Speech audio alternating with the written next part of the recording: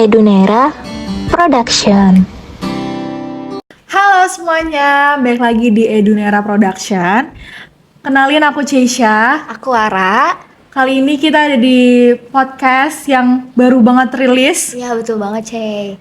Dan di podcast ini kita bakal banyak banget belajar beberapa hal yang mungkin menjadi jawaban di setiap pertanyaan kalian. Pastinya bisa mengedukasi kalian semua yang nonton di rumah. Dan ini merupakan salah satu segmen terbaru dari Edunera Production selain konten-konten untuk anak-anak kecil ya Cey. Yes, betul. Oke, di sini ada Kak Raihan dan Kak Yasmin. Halo. Semuanya apa kabar? Alhamdulillah baik. Alhamdulillah. Alhamdulillah. Gimana kesibukan hari ini apa aja? Hari ini kan hari libur. Iya. Jadi aku bakal ada bukber setelah ini. Oke. Cuman hari ini ya agak sedikit longgar karena ya memang hari libur sih. Oke. By the way, kita syuting di bulan puasa, teman-teman. Jadi tidak ada makanan minuman karena pada puasa semua. Alhamdulillah semuanya pada puasa.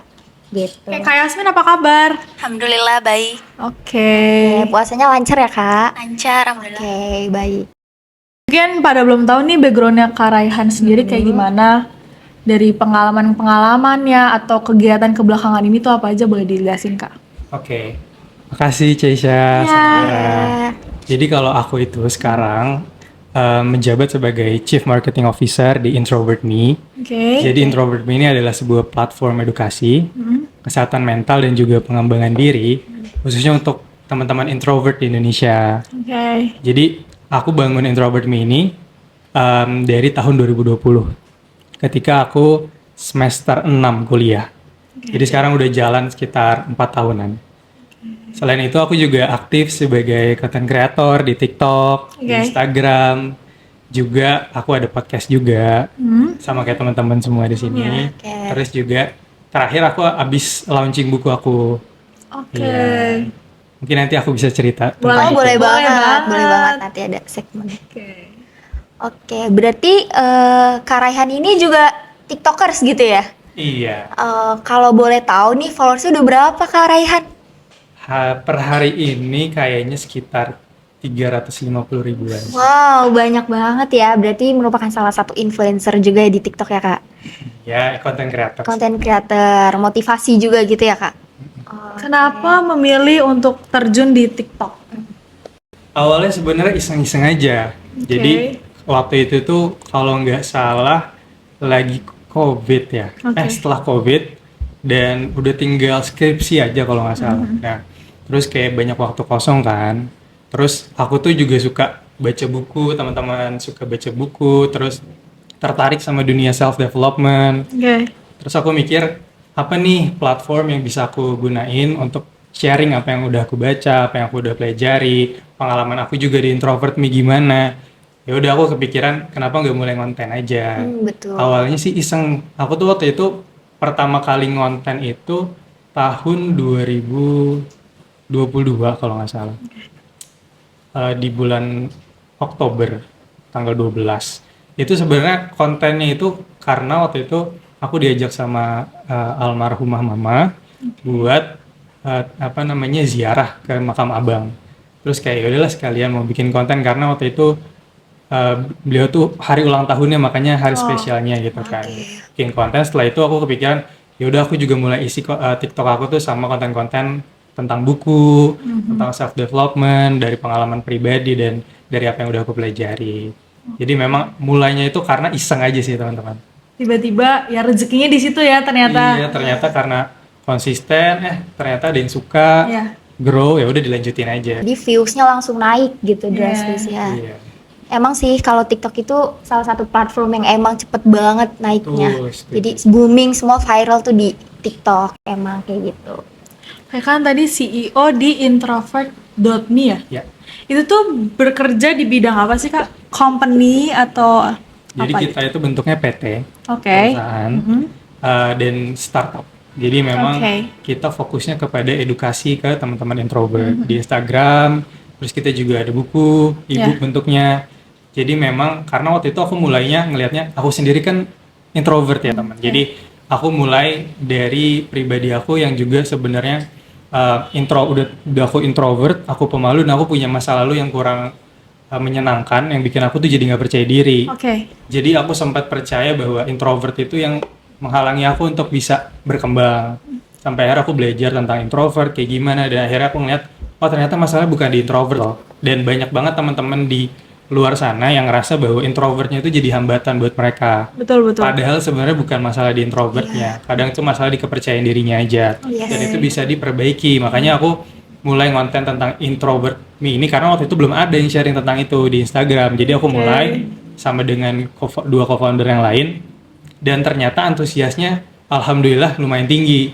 Nah, kita lanjutin di sana mungkin karena banyak yang relate ya. Iya. Mereka yang introvert terus Iya. kayak masa depan gue kayaknya nggak bakal bisa jadi apa-apa nih karena gue introvert nih. Ya Nah, udah hopeless duluan. jadinya kayaknya aku coba deh meluruskan miskonsepsi dari teman-teman di luar sana supaya mereka tuh kembali percaya diri lagi. Nah, tadi kan Kak Raihan mendirikan introvert.me itu ya. Nah, itu kan berarti sesuai masa lalu. Ya, mungkin bisa diceritain masa lalunya tuh kayak gimana sih Kak Raihan sampai bisa mendirikan introvert.me itu. Oke, boleh. Jadi aku itu dulu waktu SMP Ya. sempat ngalamin yang namanya bullying. Oke. Iya. Jadi itu aku dibulinya tuh bukan sama teman-teman aku sendiri, tapi sama guru aku. Iya. Jadi verbal bullying sih sebenarnya ya. Tapi itu selama 2 tahun tuh berlangsung hampir setiap Terus-menerus. hari, terus-menerus. Oke. Itu kan sesuatu yang pasti akan jadi Buat masuk ke down. dalam diri sendiri Iya, kan. menyiksa sih ya Menyiksa. mental. Dan waktu itu aku nggak tahu cara copingnya gimana, aku nggak tahu cara untuk mengatasi kondisinya itu kayak gimana.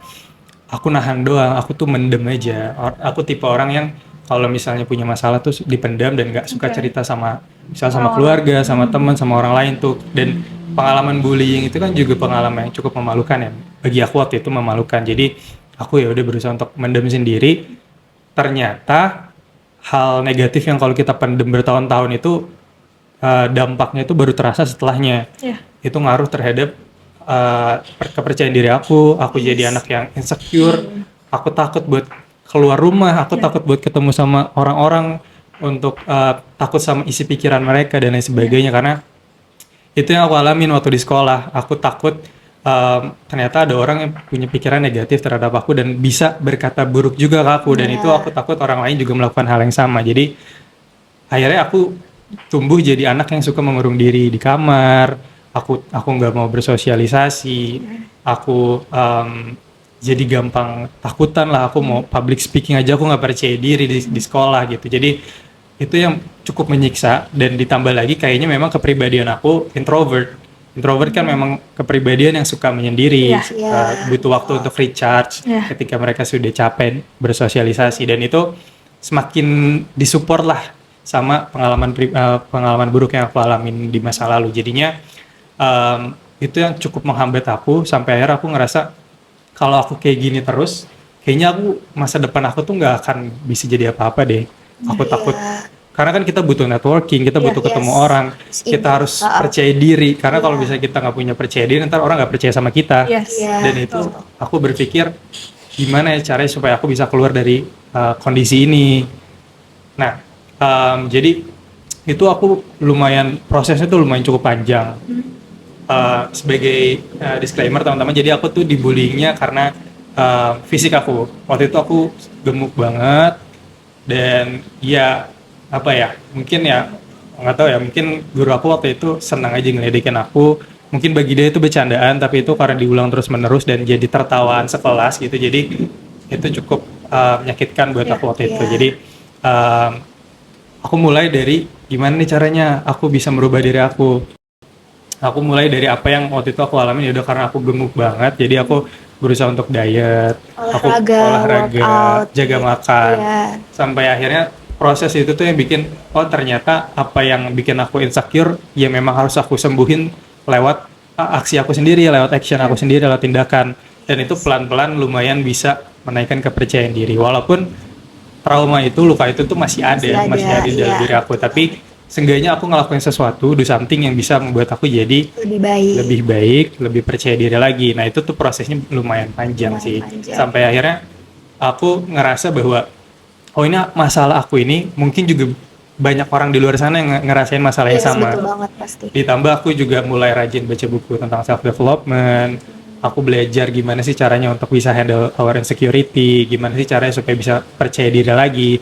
Sampai akhirnya aku, oh ini ilmu yang aku dapetin dari baca buku yang mungkin teman-teman di luar sana nggak punya akses terhadap buku. Iya. Aku coba sharing aja di Instagram karena kan gratis ya, dan mereka bisa baca itu ya udah lewat internet mereka, lewat sosmed mereka, dan itu gratis. Aku coba rangkum, aku coba sampaikan dengan cara yang mungkin orang bisa lebih pahami daripada harus baca buku tuh full gitu kan. Yes. Kadang kan orang juga ada yang nggak kuat baca buku sampai habis. Nah jadi aku coba deh sharing di Instagram, dan ternyata antusiasnya dan juga mungkin ternyata banyak yang relate sama masalah itu, dan ya udah akhirnya aku lanjutin sampai sekarang. Karena dapat feedback baik nih dari luaran sana, itu yang ngebuat jadi kayak, oh kayaknya gue harus tetap di sini atau kayak gimana? Iya, dan aku tuh pernah dapat satu yang bener-bener yang bikin aku tuh pengen, oh ini aku harus bertahan nih, sharing ke teman-teman. Waktu itu ada introvert me itu sempat di DM sama satu orang, dia bilang, Kak, Edunera Production.